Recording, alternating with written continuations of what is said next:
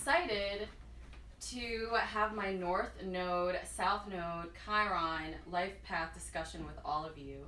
I'm here with Marina. Hello. Lovely Marina. I'm so excited to be here, and also I'm doing a live Instagram feed at the same time for my followers of the Artist Advisory. And yes, you're from the Artist Advisory. Can you just give me how you got started with it, the name, what it's about, just for everybody new. Right? What's Artist Advisory? Well, while I pour some tea, actually. Oh yes, why not? Yes, I'm parched. Yeah. So also we forgot to introduce our special surprise guest today. This is Odette. This is Odette the Pawn. She is, my little sweetheart, and look, I could make her do this trick because she's like a puppet. Anyway, she is kind of like an Artist Advisory mascot. She is. She's very, she shows up in my videos sometimes, but then she barks a lot, and I can't post the videos, so sorry. So hopefully, she'll behave herself. Yeah. So anyway, back to what is this Artist Advisory, right? So I worked in the art world in New York City for 15 years, and my last position, I was in an art gallery where I realized that the art world was shifting, right? Like the landscape of the art world was changing. As we know it traditionally, galleries and museums and artists are revolving around the collector. It's a collector-centric world. But now with with Instagram and social media and all these platforms where artists can go and directly communicate to curators or with curators and to collectors, they don't really have the same relationship with galleries anymore. And also galleries are closing faster than ever because I mean, unless they're a mega gallery or extremely lucky, it's like Christie's or I'm not Sotheby's or auction houses. Okay, gotcha. But you know what, or if you're like MoMA, I guess should be my example. MoMA's a museum, which is great. Yeah. But this thing just stopped. Oh. Now we're going. Keep going. Okay. Is it okay? Yeah. Mercury retrograde, people. This is what happens when you have a live during this time. So let's keep going. Okay, so I'm gonna have a sip of tea actually. Thanks. Maybe yeah. Get a little time. For. And I love I spilled a little tea as well. Okay, you want some tea?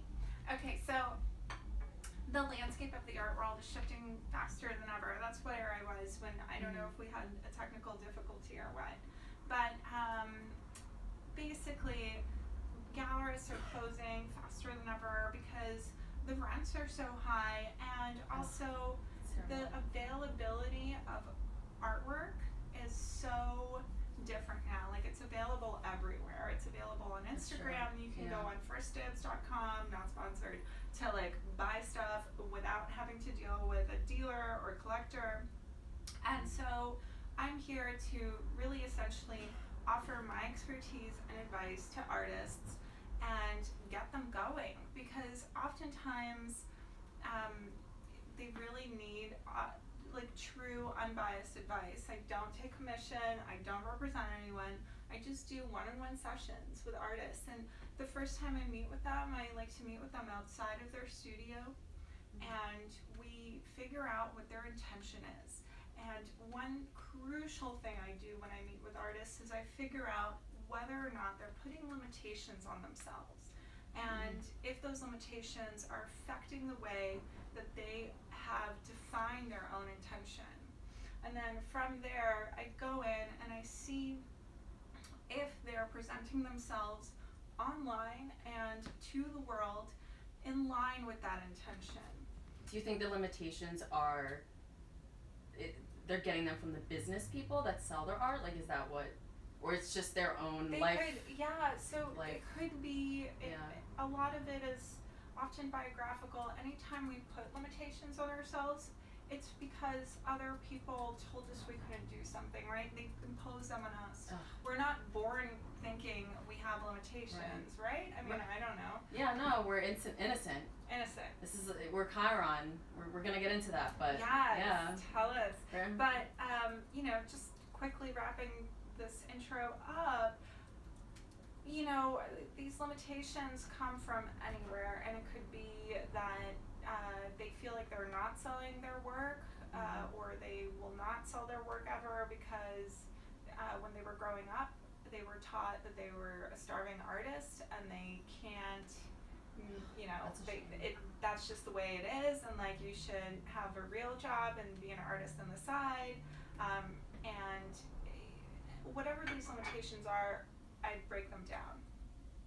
Yeah. I think that's so interesting, and I think art is a great place to start in terms of limitations, because that's a place you want to be to not have limitations, you know? So I think searching within yourself and busting down those walls can help you further, not only if you're in the art field, but just your career in general. Like if you're on a path, just kind of like you don't feel like it doesn't work for you because of other people's limitations and other people's thoughts and other people's society's pressures on you, especially women. You may feel like scared to go on in that route, or scared to go that far. So yeah, it's hard to take a risk. Absolutely. You know? Yeah. And you know, we think it's a risk also when it really, like, it's a risk because we've imposed these limitations on ourselves. Yeah. So yeah, that's so important. Yeah. Well, so how did you realize that this was your calling? How did I how did you figure out, like, guys, I see a niche? Gosh. Yes. So you know? I just want to say, just to be very diplomatic, I had wonderful bosses and I had bad bosses. And I found myself in a situation where I was constantly double guessing myself. I was not happy with where I was, and I felt like I was not being heard, and that I had something to say where I wasn't being heard. I had left my last job about 2 years ago. I went to finish my master's degree right after that in art history. And in the time between leaving my job and getting this master's degree, my father figure, my grandfather, passed away. And it was like a really hard time for me, but also very eye-opening, because I realized, okay, like, people die, you know, and you have to do what you want to do, just like do it. And in my mind, I put these limitations on myself. Like, I could never be a business owner because it takes so much overhead, you know, to have a business. And I'm like always... that was self-talk. Yeah, that was what you thought. Yes, that you couldn't. Okay. Because every business owner I had known Yeah. was complaining about how they're just going deeper and deeper into debt, and they're not making any money. Meanwhile, look, we're surrounded by all these entrepreneurs Absolutely. who are totally making it. Like the whole startup trend of, like, I don't know, like Warby Parker and Tom's and companies just kind of like spring up out of nowhere. It's kind of a new thing. It's a new thing. Yeah. And also the idea that we have the internet as a tool to spread our, you know, our word, and also be able to get in touch with our consumer directly. Like, how amazing is that? I don't mean to be too clinical and call these artists consumers, but they're, you know, if we're gonna go by the true business model, I get to be in touch with the artists directly. Like, how cool is that? I don't have to go and like buy an ad in a newspaper. It's like 90. Show up on your phone. Yeah, totally. Just type in hashtag, like, I don't know, like art, and you can see Marina. Or artist advisory, sorry. There you go. Wait, where were we? What was I saying? How did I figure this out? Exactly, okay. So I was having this, like, in my mind, I was supposed to go and get a job at an institution that was going to get me a 401k, that was going to pay me a salary, and I would have to work overtime, and the very little free time I had is the free time I would have for my family. And no way could I possibly get a dog, because, I mean, how am I gonna, like, take care of this dog if I'm working all the time? So these are the thoughts that were constantly spinning in my mind. And as I was kind of looking for an art job that, you know, in my mind I thought I needed, I fell into doing costume design for TV and film. I mean, it was just like so That's random awesome. that the universe gave this to me. Yeah. And I always say, like, this is a little woo, but I always say, you know, my grandfather would always say to me, like, Marina, you really, like, are you sure, like, you're not really dressing the way that you should dress? Like, maybe that's why you're, like, not meeting boys or whatever, because I wouldn't tell them I was dating my soon-to-be husband, now husband at the time, because I was like, I'm not going to introduce them until I'm absolutely sure. Yeah. I always had this look, and he would be like, you know, you don't look like the people on TV, so, like, maybe I should get you a stylist. Aww. And I think that posthumously, in this weird way, his spirit came down and was like, I'm gonna get Marina this styling job in a way to, like, apologize for this, or, like, to reconcile this, to say, like, she's dressing well, you know, which was really sweet. Yeah. And while I was doing this, I found myself doing a lot of TV commercials, and I noticed how important branding and marketing was for products, but then I realized that the art that you're making, even though you're so emotionally attached to it, is a product. And you know, at the end of the day, and I'm trying to be the bridge between your intention and the product, and a way for you to market it and brand it properly, right? So people understand visually instantly in the 3 seconds that they have while they're scrolling, or like that millisecond, whatever it is. They understand exactly what it is that you're trying to do, right? That's so important. Yeah. Oh, so I love that. I love it. Awesome. Love it. And you know, one day I just kind of like sat down and I wrote down all these things that I wanted to do and things I didn't want to do and things that I was good at. And somehow this brainstorming session was maybe like an hour long, and I instantly came up with this business, and I went full force with it right away. I was like, it just like a, this is my jam. like after you wrote these things down, it was just right after that you kind of knew, yeah, this is it? Okay. Yeah. Oh, I love like that. instantly. I just like got my website up, got my Instagram up, just made a whole plan and just went for it. And now I've not even been going for like a year, and I already have plenty of clients, and it's keeping me really busy, and I love it, and I'm so happy about it. That is amazing. I mean, it kind of shows how, I mean, not kind of, it does show how when you really are in line with your life path and what you are supposed to be doing, that you organically find success. It just is very easy. The clients start coming, ideas start coming, random people might say certain things to you, and you might be like, oh wow, I didn't think to do that, and you kind of run with it. So it kind of leads me into just Lilith Astrology, what I'm doing, what's the name mean. I mean, you can watch all of that on my channel. What's Chiron, you can watch that as well, but I really kind of want to break it down in this video and relate it to finding your life path, finding your life calling, healing any past wounds that you may have experienced as a child or in past life that you don't even know about. So that's where astrology comes in. My goal with Lilith Astrology is to empower women through knowledge of themselves. The birth chart is essentially a map of you and a map of your life and where you should be going in life and things that you may not know had you not seen an astrologer. That's the whole premise of Lilith Astrology. So I just kind of want to explain what the North and South Node is, because it sounds, like, I'm not gonna lie, it sounds a little crazy. Like North Node, South Node, yeah, what is that? When I first heard this, I was like, You're okay, like, what are you talking eyes about? glazing over, like, what is this? Like, what's going on? Like, where is this tea that we're having? But it, like, opened my eyes when you told me what this was. This, like, I mean, it really, like, made me feel like I had my shit together, you know? that you're on the right path. That I'm on the right path. So I'll use myself as an example. I'm a Scorpio and I'm very private, but for the matters of this broadcast, I will share some of my North Node information. But essentially, the North and South Node, we call the South Node the Snickers Bar in astrology.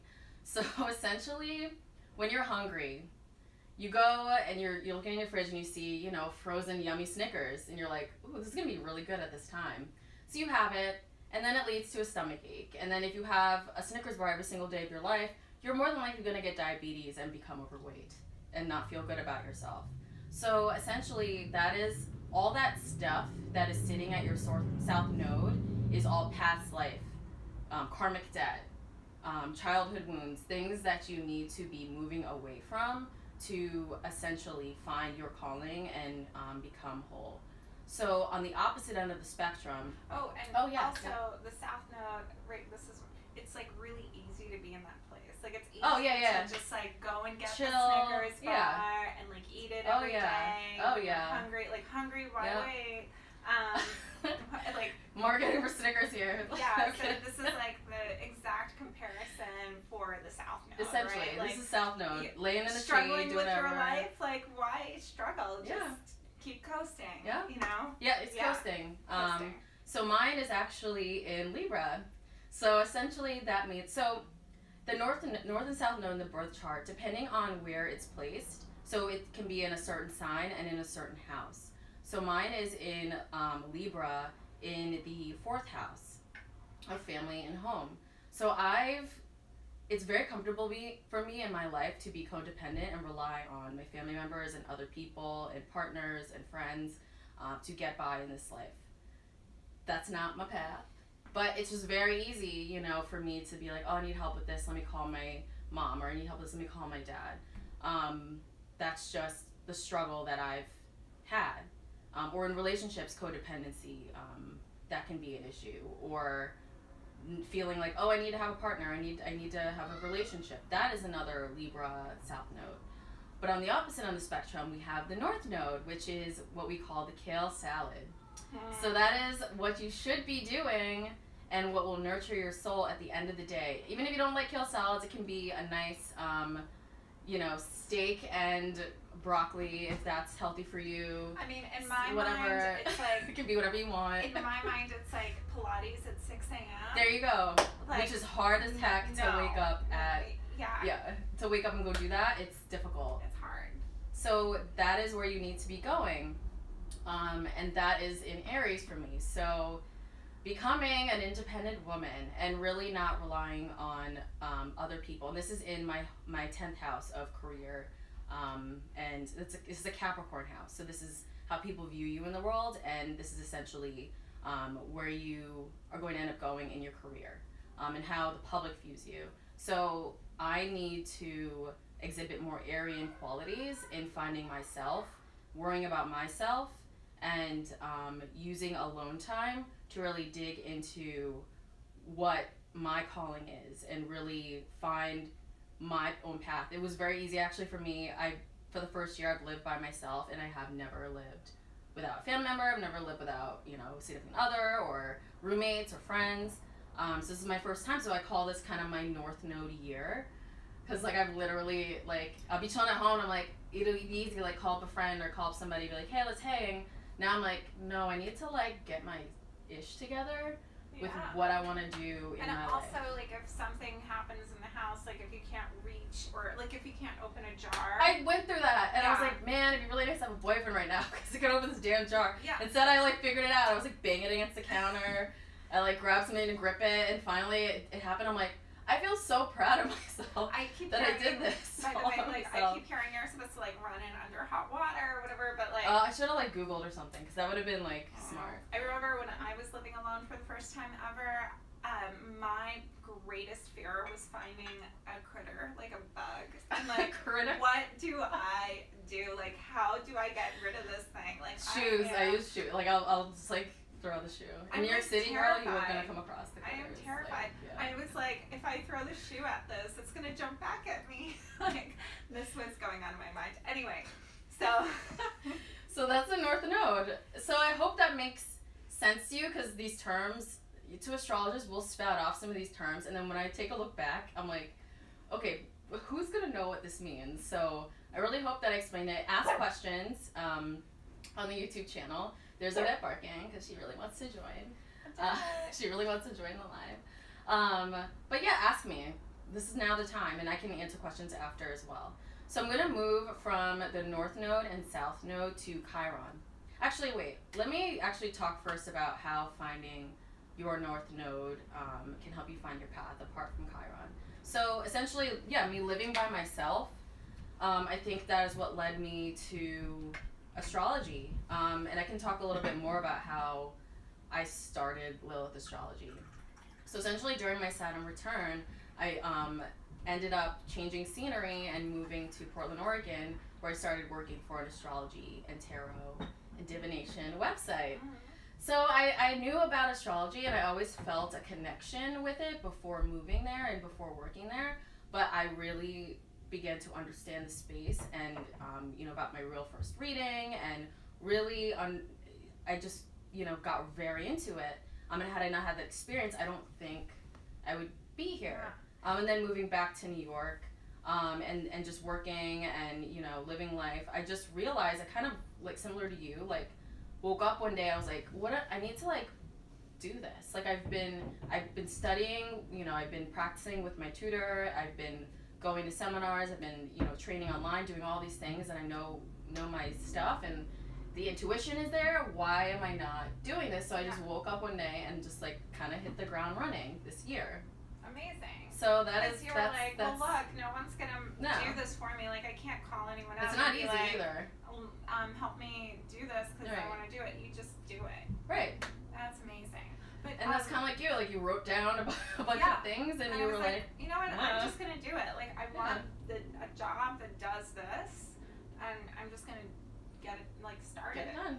Yeah. And and it's not easy. Sometimes you're just like, wow, like I got 2 views on this. Like, oh, this is like this is not. But you just have to keep plugging towards your North Node, plugging towards what you know in your heart is your calling. Yeah. So that kind of leads me. Quick please, question. We'll go on about this. I know that whoever is chiming in and or listening from my channel, I don't know if they know how to find out what their North and South Node is. Oh, very true. So what do you do? Like, do you get you just Google free natal chart or something, and then when you look up, you put in your date of birth and your time of birth. Location because that matters. Or you could come to me. Or you could come to me. I can find your North and South Node. Yeah. Like we worked on, we found yours. Yeah, you gave me this. And it matches up with what you're doing. Yeah.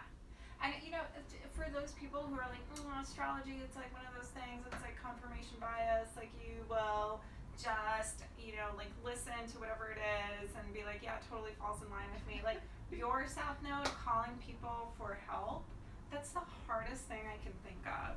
Like it's rough. Because sometimes they're just like, it's so much easier. I must have impatience and pride somewhere in my chart where you're Sagittarius. I just can't do that. You're Sag, and then what do you Aries moon? Yeah. Spitfire, and double threat. Yeah. But you have a Libra rising to chill it out. Yeah. Because if you were Aries rising, it would be like, oh my god, I don't think anyone would be friends with me. I still would. Thank you. Yay. We should cheers. We haven't cheers. So just so everyone knows, I'm gonna take a minute. Yeah. So everyone knows this is actually rosé. Or it's champagne rosé? It's not tea. Rosé. I don't drink tea. Yeah. I drink tea, but we're having sparkling rosé today because St. Patty's. Yeah. We're clearly just so St. Patty's right now. Yeah.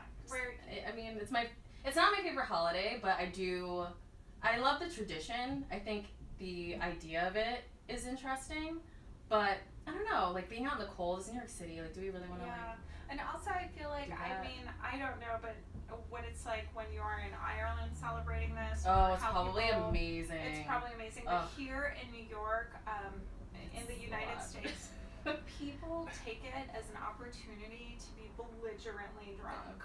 And especially where we live in Lower East Side, East Village area, don't stalk us.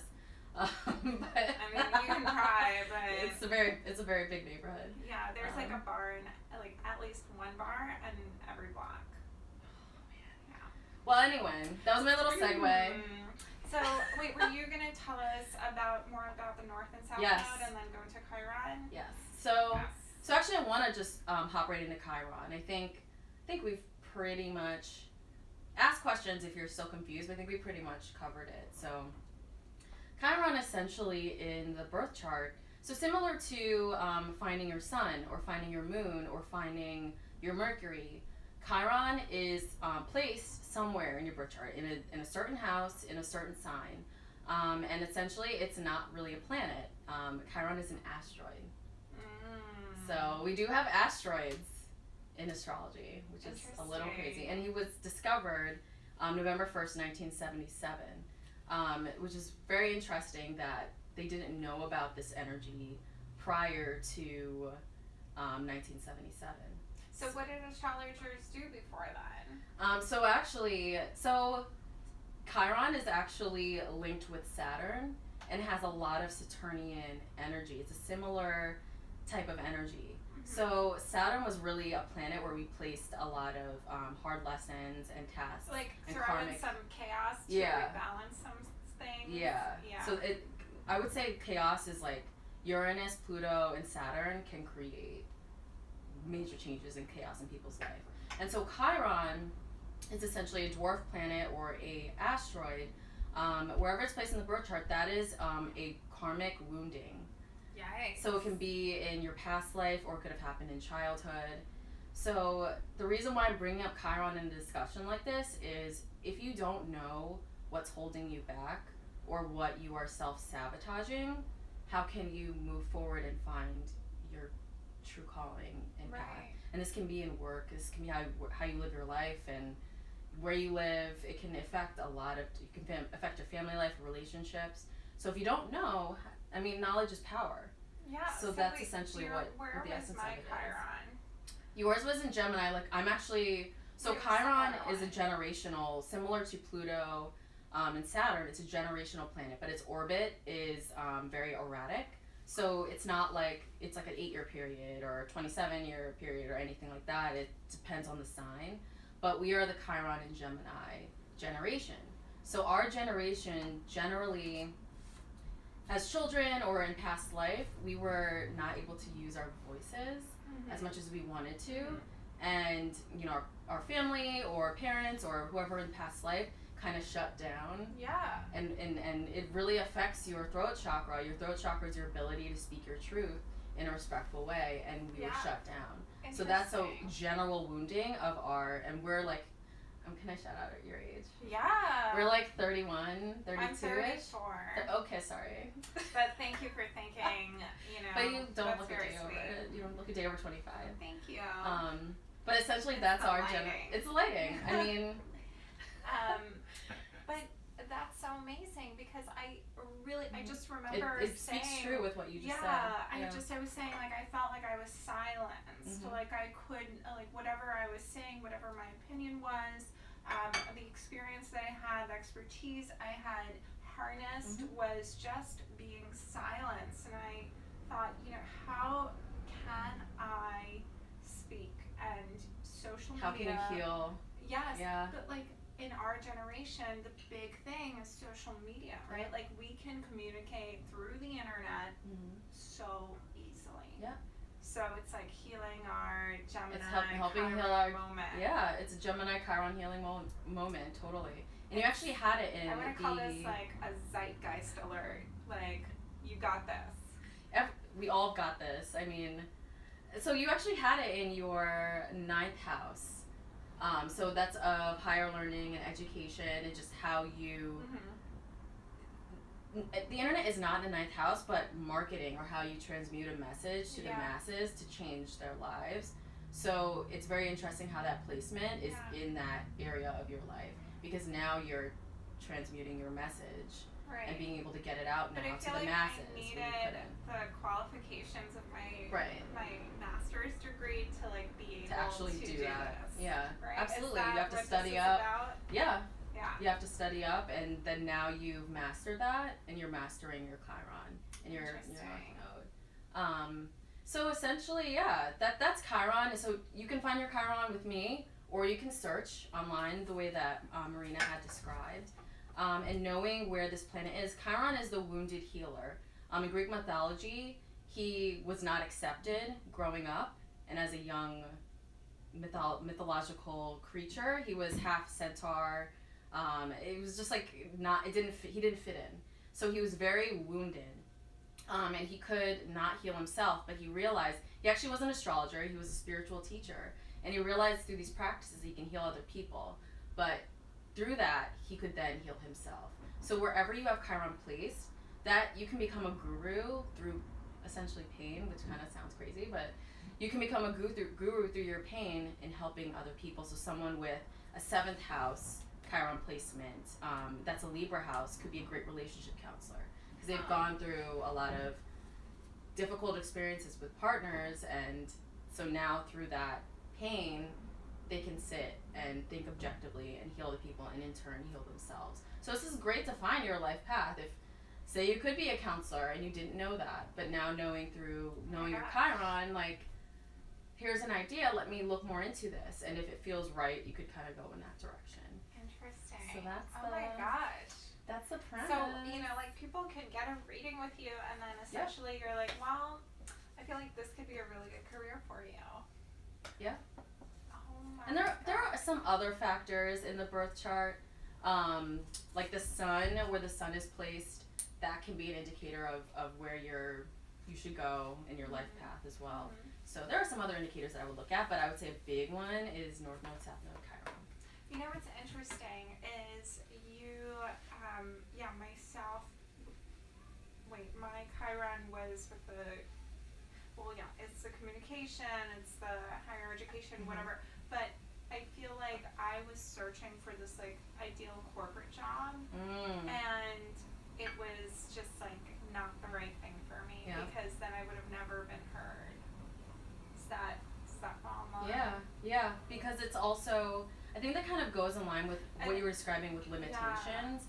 In society, just places so many limitations on women specifically, on how we need to act and how we need to be. So you growing up in the world and you think like, oh, like, I've seen it on TV, or my parents had corporate jobs, or this is what is acceptable, so then through society you place that limitation. Right. So instead of being a victim of it and just going along with it, you're like, stop right here, let me figure out what works for me. And when I say corporate, I mean, like, I wanted to work for a big museum that has 1,000+ employees, so technically it's a corporate job.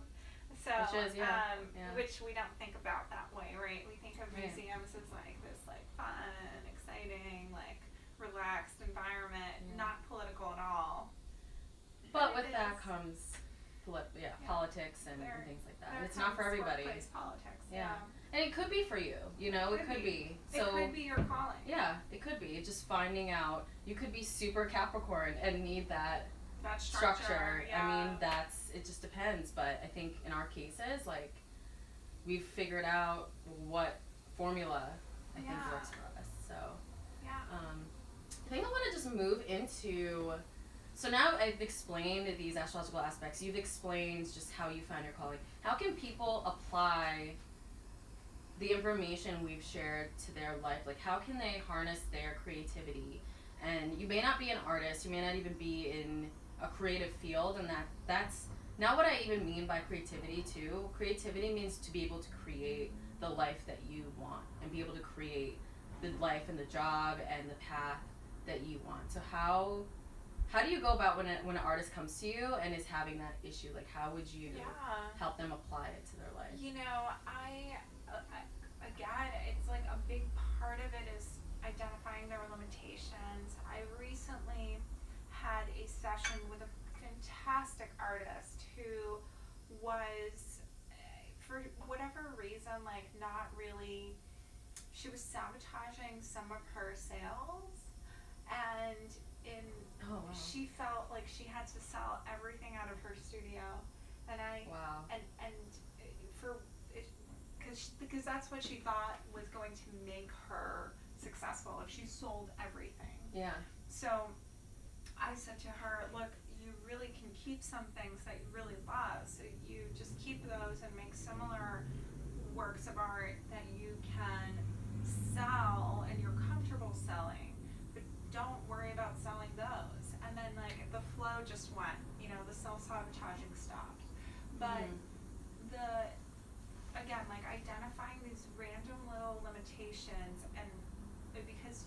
punish yourself when you have limitations set on yourself. You Yeah. say like, no, I can't do that. I'm not going to give myself permission to dream.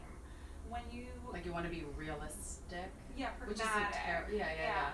And you know, when you give yourself, when you let go of these limitations that you identify, when you give yourself a little bit of permission to dream, that's when your creativity will come out. When you say, well, what if money didn't matter? What if anything, what would I do if I had everything, if I didn't have any, like, I understand, like, everybody has to pay bills or whatever, but, what if you say to yourself, hold up, like, let me take a 5-minute vacation from reality right now.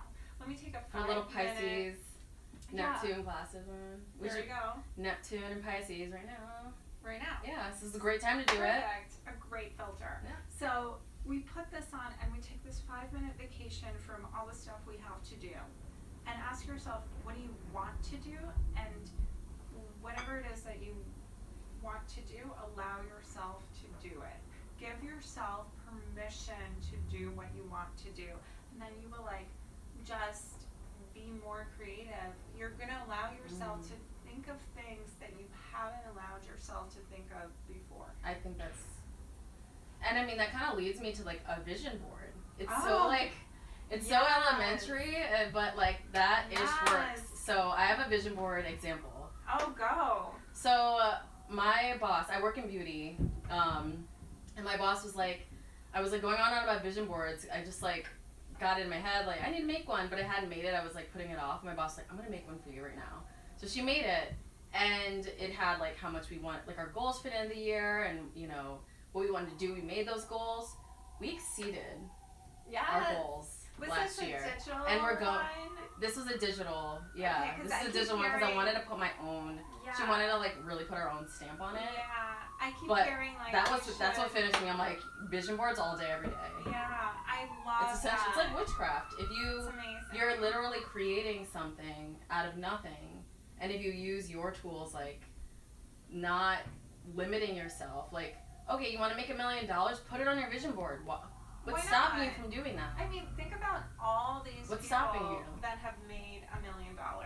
Think about, I don't know, if you live in the city or if you live in the suburbs, go to a place, just drive by or walk around a place where you think people, if you want to be a certain way. Yeah. If you want to be a cool hipster, walk around Williamsburg and look at how many cool hipsters there are, Hipster.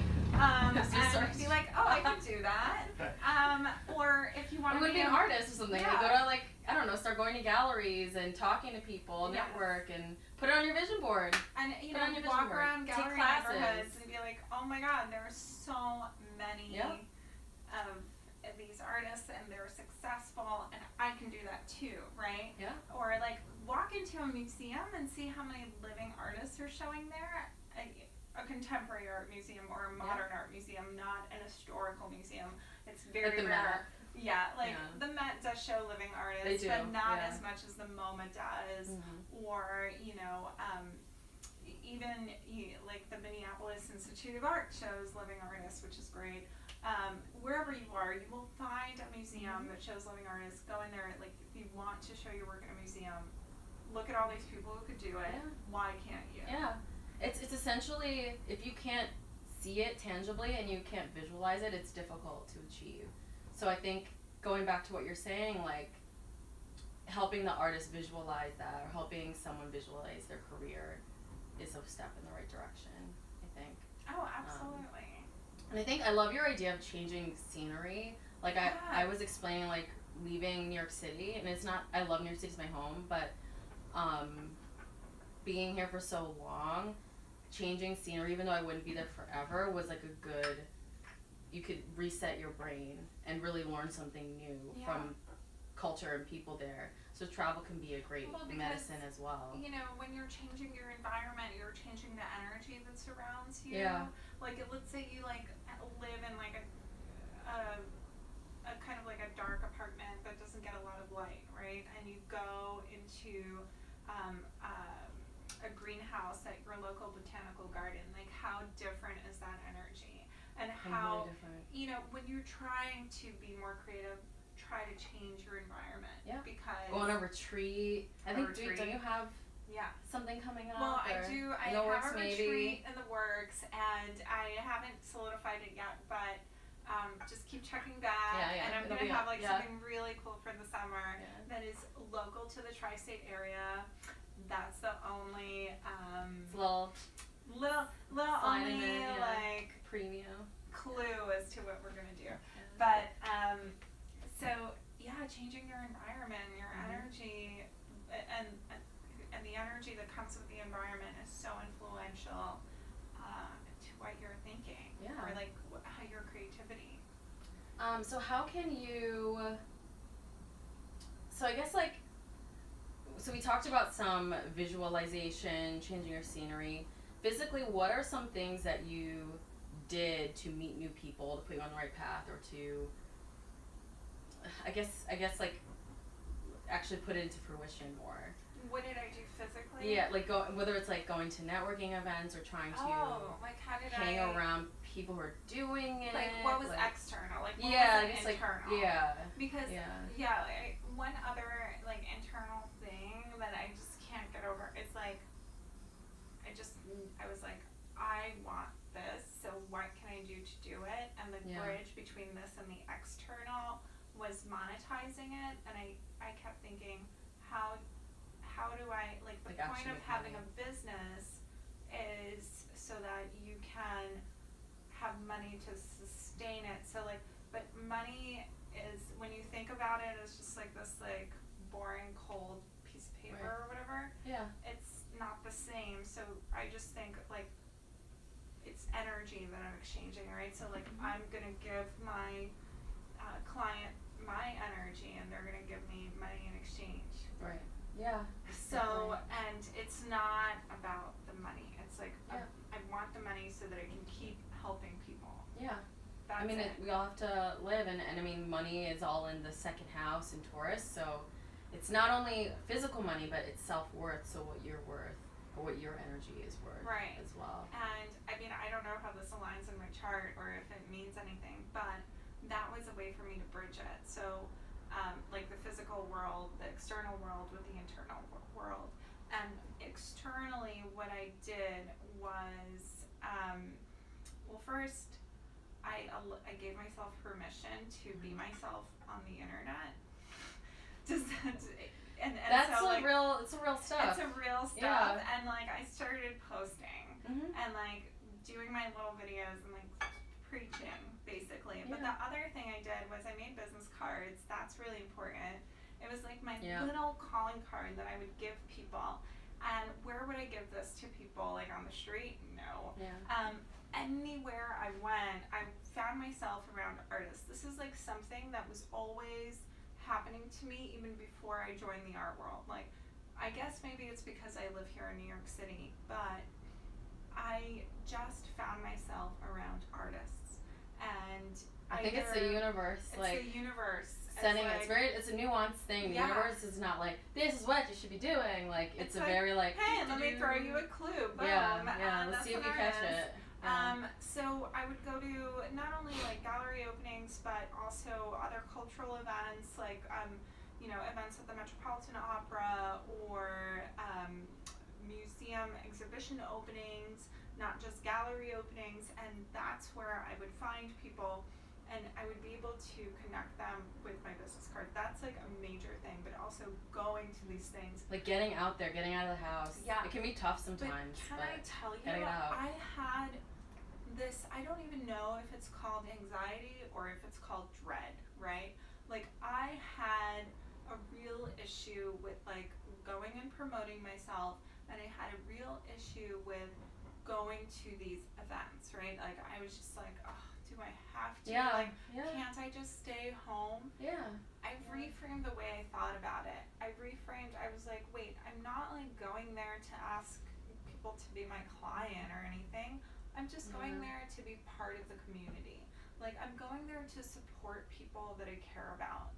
I'm going to be it's like, your passion. yeah, it's my passion. I Yeah. care about it. I think it's cool. Like, I want to see your work. I want to see your art. I want to go to like the ballet or whatever. I want to have a cocktail in like a fancy dress.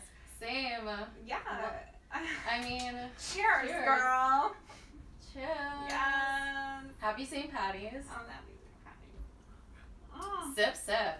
Yum. Yeah. Okay. So, you know, I wanted to do these things, and I just the big thing was I gave myself permission to do things that I wanted to do that I didn't have to do. Right? I changed the dialogue. I was like, you don't have to go. Yeah. But don't you want to go? Like, don't you want to see this? Don't you want to like say hi to these people innocently? Like, don't you want to Put yourself out there. Yeah, put yourself out there. I think that's so important. And you mentioned a website.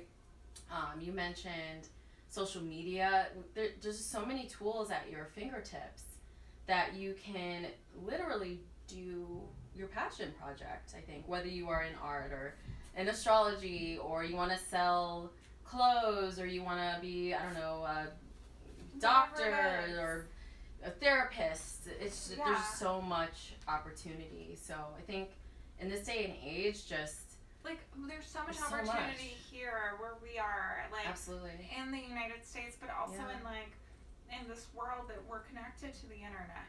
Absolutely. Using like the internet is a big catalyst for globalization. Like globalization happened a few decades, I think, before the internet, but the internet is a big catalyst right now, and being able to have access to it is just giving us limitless opportunity. It's you can like talk to, like I've talked to people in different countries that would, you know, wanted a reading, or in the middle of nowhere in the US. Like, it's just phenomenal, the reach. And then it's not like, even to be able to have this discussion for an hour and just talk about these issues, like that is like phenomenal that we have the ability to do that. So we really just want to empower other people to do that. This takes me back to like being grateful. Like, how important was that? Oh, yes. I like, think like what we're doing being right now grateful is we're just being really, really grateful for what we have. Yeah, and that I think leads to positive. I don't want to be like toxic positivity and be like, you need to think this way. But like, also being grateful helps shift your thoughts into a positive direction. I think. Absolutely, but also, you know, circling back to like how we have everything that we need. What's going on here is that we have so like we have something programmed into our minds where we're like running from predators, where, you know, like as it's humans, an archetype, right? It's archetypes. It's like our like we think we prepare for the worst all the time. It's just something that we need to do. I believe I first like she's a Sagittarius, by the way, super optimistic, but like I love my therapist. Like, everybody should get a therapist. I highly advise that as well. Yes. But she pointed this out to me. She's like, you are also allowed to think of the best that can happen. Like, it's okay to balance that, right? Like, every time we're preparing, thinking about the worst thing that can happen, we should give ourselves the permission. Yeah, the mind is so powerful. Yeah, like it's like the visualization board, or the vision board. So when we think of the worst, like the worst happens. It's gonna happen. But we know how to deal with it, so we're okay. Like we're like thinking it's okay for it to happen. Yeah. But like right now, with all the resources that we have, we are living in the lap of luxury compared to where our ancestors probably So it's really important to understand that, be grateful for it, and allow yourself to think of the best that can happen. Like, do you wake up and think, what's the best that can happen today? Not a lot of people do. I don't. You're like, I got all this shit to do today. I got this. Like, even coming over here is like Mercury retrograde central. Like, lateness. Like the New York City, you know, transit, just like not working. All kinds of stuff. But we were grateful that we have this opportunity in this day we did to do this ish. So And, you know, we're gonna give you some opportunities too, right? yeah. Like, Oh yeah, you have your Yes. special. So okay, so Plug as I time. explained, I meet with artists on a session basis, and you can go to my website and book a time to meet with me. Even if you don't live in New York City, I can meet with you over video chat. And one of these sessions takes 60 to 90 minutes, and we could, you know, it could change your life. It will, Now, I think. yes, if you go to my website and you book a session, but you type in the code "you are a star" in like the next hour, I'm gonna program it in. You must be my lucky star. Yes. Sorry. If you type in It's the "you tea. are a star," you get 10% off, which is like way so great. way cheaper I'm gonna use it. I need help. than a therapy session. I just like FYI, except this is specialized to the visual arts. Yes. Yes. And we will put information for all of this in the video description below. And as well, I'm going to plug my giveaway. I'm Yes. giving away 2 hours. 2 hours of my energy. I'm very excited about it, to meet one of you for free to do a personal reading. And we will talk about North Node, we'll talk about South Node, we'll talk about Chiron, we'll talk about Mercury, Sun, Moon, all that in 2 hours. So the way you can enter is to like my Instagram post. Oh no, not like it. Just tag a friend. Okay, I'm like messing up my own plug. Tag a friend in the post. Follow me on Instagram and follow me and subscribe right here on my YouTube channel. Yeah. And I think that is it. Yeah, for our I don't know. plugs. Yeah. I mean, but also, I just want to apologize, like, if my Instagram followers are, like, asking questions right now on Instagram Live, like, I'm so sorry, nobody's monitoring that right now, but we'll get to you. But also, we didn't forget. we're, like, so happy to go back to our comments and Answer like, them later. Yeah, that's, like, so exciting. Yeah. This live will live forever, so share it with Yeah. a friend who you think But could benefit from it. Yeah. Like, yeah. But then, like, also, how do people get readings with you? Can we do it on FaceTime or Yes. something? Like, do we have to do it in Absolutely. person? Like, we had an in-person reading, You and did. it was just, you were lucky. it literally changed my life. Seriously. It was so good. I was just like, okay, I'm on the right path. And, you know, to tie it all together, like, my South Node, it was being silenced, and I was happy being silenced. I was, like, complacent, right? And then my North Node was using my expertise to help people, which is, like, my great intention in life. But I recently heard an interview with Diane Sawyer, and this was also... Oh my god, love her. Witch. She's amazing. She's a witch. Sorry. Okay, so, you know, she is a interviewed, little like, bit. some of these, like, amazing people who are super intimidating. Like, I mean, amazing. Sorry. I was going to bring up, when I say amazing, I didn't mean amazing. I meant, like, amazingly monstrous people. Like, she interviewed Saddam Hussein, and, like... Wow. I would, like, literally like, die. whoa, Like, that is, wow. like... Insane, right? Wow. She's a boss bitch. She's a Sorry. boss bitch. Yeah. So, but she was saying how, like, her father told her that, you know, whatever it is you want to do in life, you should make sure that you're helping people, make sure that you're doing it in an adventurous place, but also make sure that you're happy doing it and doing it all the time. Something like that. Like, I mean, another thing is if you love what you do, you don't work a day in your life. Exactly. It's another old phrase. So, I mean, it was so inspiring to hear that because, I mean, it was just so good. Well, if you want to book, I can take FaceTime, I do Skype, I can do in person. There's many different avenues. All you have to do is email me. My email is actually in my profile here on YouTube, and it's also on my Instagram. But email me at adama@lilithastrology.com, or you can DM me on Instagram. I'm fine with that. So yeah, pretty simple. Book, schedule, and we'll chat. And I think that's it for us today. That's it. I hope everyone enjoys the rest of their St. Patty's. And we are going to. Yeah, we Our, are. Cheers. Our our adult tea. Thank you so much for joining